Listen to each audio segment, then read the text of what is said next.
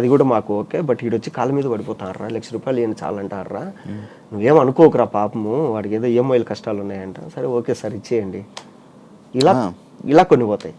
ఇంకా కొందరు ఉంటారు, వాళ్ళు ఏంటంటే ఇప్పుడు జబర్దస్త్ కానీ, యూట్యూబ్ కానీ, ఇన్స్టా కానీ ఏదో ఒక ప్లాట్ఫామ్లో బాగా సంపాదించేసుకున్నారు.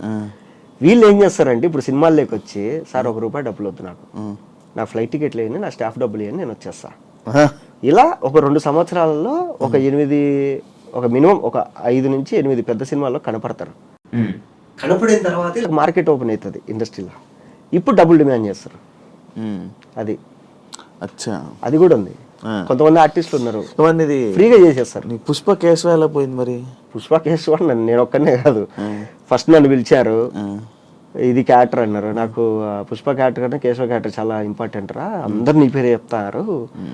అప్పటి వరకు ఆయనకు తెలియదు, ఆయన యూట్యూబ్ చూడలేదు నాది. సో అందరు నీ పేరే, సేమ్ నేను చెప్పి ఆ డైరెక్షన్ డిపార్ట్మెంట్ రైటర్లు అందరు కూర్చొని డిస్కస్ చేస్తారు అని, అందరు నీ పేరే చెప్తారు. ఇట్లా నీ సినిమాలు నేను ఒక 2 చూస్తాను నేను అంటే, ఓకే సార్ అది ఇదన్నా అయిపోయింది. తర్వాత నా తర్వాత సుహాస్ని అబ్బాయిని చాలా మందిని అనుకున్నారు.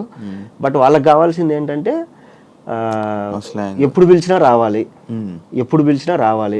నాకు ఫస్ట్ ఆయన చెప్పింది 3 సంవత్సరాలు ఏం చేయకూడదు అన్నాడు. ఓకే సార్, నాకు ఇష్టమైన డైరెక్టర్లో మీరు ఒకరు, సో అందులో అల్లు అర్జున్ అన్న ఫ్యాన్ నేను, సో నేను 3 సంవత్సరాలు ఏం ఒప్పుకోకుండా చేస్తా అన్న. బట్ వీళ్ళకి ఏంటంటే ఎందుకు ఇన్ని ఇబ్బంది పెట్టడం, ఇప్పుడే బిగ్ బాస్ నుంచి వచ్చాడు, కొంచెం రెమ్యునరేషన్ పెంచుకుంటాడు.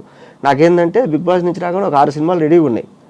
6 సినిమాలు అంటే ఆయన కనుక్కున్నాడు బయట ఏంది దీని పరిస్థితి అంటే, సార్ ఇప్పుడే బిగ్ బాస్ నుంచి వచ్చాడు, ఇన్నేళ్ళు కష్టపడ్డాడు, మంచి పేరు వచ్చింది, వాడికి బయట ఫుల్ డిమాండ్ ఉంది సినిమాలలో అంటే, ఈయన ఎందుకు 3 ఏళ్ళు లాక్ చేసుకోవడము, పర్లేదు అని చెప్పేసి పంపించేసాడు. సుహాస్ని కూడా అదే, సో సుహాస్ కూడా చేయాల్సింది. సో హీరోగా ట్రై చేస్తున్నాడు, కలర్ ఫోటో అది ఇది, సరే ఎందుకు వాడిని 3 ఏళ్ళు మనం లాక్ చేసి ఇబ్బంది పెట్టడం, తప్పు అయింది కదా. తప్పే అయింది అంటే చెప్పలేం. ఇప్పుడు ఆ సినిమా క్లిక్ అయింది కాబట్టి మనం మాట్లాడుకుంటాము.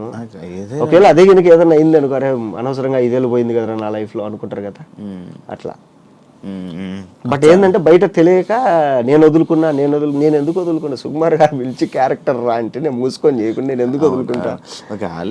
సో ఆయనే ఆలోచించి మనకు సరే ఫ్రీగా ఉన్న వాళ్ళు ఎవరు ఉన్నారంటే జగదీష్ కనపడినాడు. జగదీష్ ఏంటమ్మా అంటే, లేదు సార్ సినిమాలు ఇప్పుడే ట్రై చేస్తున్నా అది ఇది, సరే ఓకే వచ్చేసి అని చెప్పేసి ఆ అబ్బాయిని పెట్టేసుకున్నాడు. అది మంచి పడింది. చూసుకున్నా సినిమా బాగుంది. నేను పుష్ప 2 షూటింగ్ చేసుకుని వాళ్ళు వైజాగ్ నుంచి వస్తుంటే, నేను ఏదో పని మీద వైజాగ్లో పోతుంటే సేమ్ ఫ్లైట్లో ఈయన ఉన్నాడు సుకుమార్ గారు ఉంటే, గుర్తుపడతారు లేదో ఒక్కసారి కదా కలిసింది అన్నది. ఆయన చూసి మహేష్ ఎలా ఉండవు అన్నాడు. సార్ బాగున్నా సార్, ఏంటి సార్ అంటే, షెడ్యూల్ ఒకటి కంప్లీట్ అయింది వైజాగ్లో, పోతున్నాం హైదరాబాద్కి. అప్పుడు వేరే ఆయన కనపడి ఆయన ముందరే నన్ను అన్నాడు, ఏంటన్నా నువ్వు చేయొచ్చు కదా కేశవ క్యారెక్టర్ అంటే, సార్ సావు దొబ్బుతాడు సార్, ఇంకా మీరు చెప్పండి సార్ రీజన్ అంటే, ఆయన అన్నాడు, లేదురా నువ్వు అప్పుడప్పుడే కొంచెం సంపాదించుకుంటావు, ఎందుకు నిన్ను లాక్ చేయడం అనవసరంగా అని చెప్పేసి చేయలేదు అని. అప్పుడు నీకు రీజన్ అప్పుడు తెలిసింది నాకు, అప్పుడు దాకా నాకు తెలియదు రీజన్ ఏంటని. అది